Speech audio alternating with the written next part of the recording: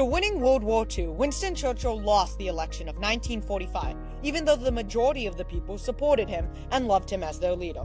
The reason why was because Churchill's campaign was focused on criticizing the Labour Party, which horribly backfired. Many people wanted reforms after the war, and Churchill was a war guy, not the man to keep a country stable at peace. Clement Attlee won the 1945 election by a landslide. He promised the people a mixed economy and more employment. He focused a lot on rebuilding the British economy. He also focused a lot on decolonization. He actually set free Palestine and India. He also advocated for the American money being used to redevelop Western Europe after World War II. He also encouraged the US to be more aggressive in the Cold War. Unfortunately, the lack of food, housing, and jobs persisted, no matter the reforms he made. He also relied way too much on American money, therefore weakening British power.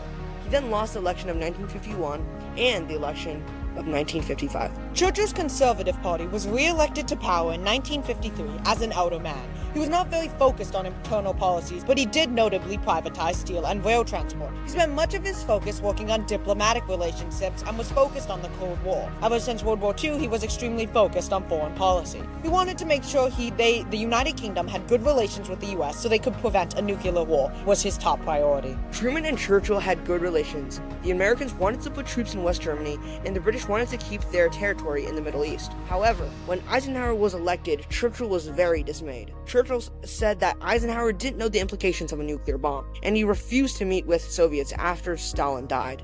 Churchill just got even more annoyed. During Churchill's third term, he suffered frequent strokes and a variety of health issues. His successor was Anthony Eden. Many wanted Churchill to resign, but he did not, mainly because Eden was also suffering from health issues. Later, Churchill finally resigned in 1955, and Eden became the next prime minister.